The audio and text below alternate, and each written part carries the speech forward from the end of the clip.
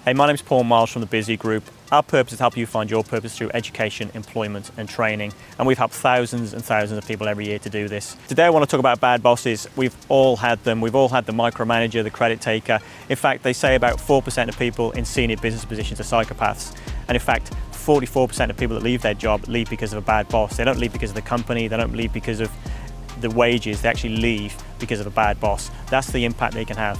The good news is you can learn so much from a bad boss.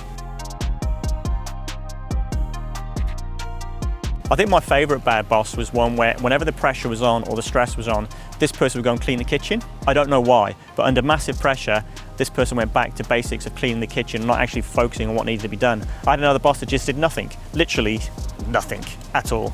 And then of course I had another boss that worked about 25 hours a day and expected everyone else to as well. This is when I had two small children. I had twins and they were about 2 or 3 years old, and I had this guy calling me day or night because he worked non-stop. So we've all experienced these things, but what is it you can learn from these really hopeless bosses? The first thing, of course, you can learn is don't do what they do.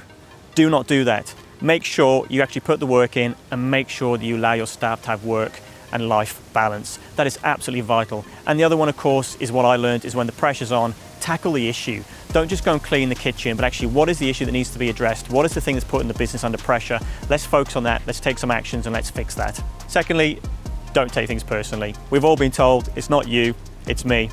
But sometimes you actually have to work out the parts that are you. Listen to that feedback, because in amongst all that criticism and negativity, there might actually be some really quite useful information. So make sure you don't just dismiss it because your boss is really bad.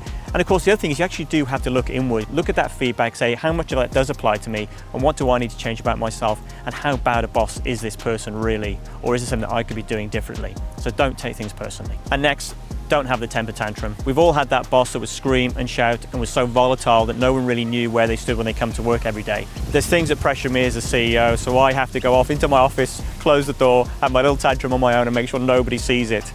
Do that same thing. Keep that to yourself and then come out calm, collected, and focus on the strategies to improve whatever that situation is that's putting you under stress. And fourthly, don't micromanage. We've all had that boss that was going to stand over you and see exactly how you should do it, when you should do it, how long you're going to do it for, which T's to cross. It creates an awful environment and it just puts that person under pressure. And there's so much evidence that shows that if you can provide an environment where you don't micromanage and let that person be more creative, they'll actually achieve a lot more and be a lot more productive. So don't micromanage, give them the freedom to do what they need to do, and then you'll find you'll create a far more productive workplace. And finally, credit where credit's due. We've all had that experience where you've come up with a brilliant idea, you've done a great piece of work, and the boss took credit for it. It's awful, it's a horrible experience, and it's completely unnecessary. But don't do that to people in the future. Become the person that you want to be. Make sure you praise them, make sure everyone knows that they came up with that idea. That's what creates an environment. It's you having the confidence as a boss not to be like that awful boss that you once had. Bad bosses are everywhere, and luckily when you get to my age of my career, you can actually look back and you can have a bit of a laugh at how hopeless they were. And I really hope they're not watching this video. Actually, I do hope they're watching this video because they know who they are. But the great thing about bad bosses is you can actually take from that and you can learn and you can figure out your way of doing it and make sure you don't do it the way they did it. Be the boss that you want to be and be the boss that you wish you had when you're experiencing that bad boss. It's game on.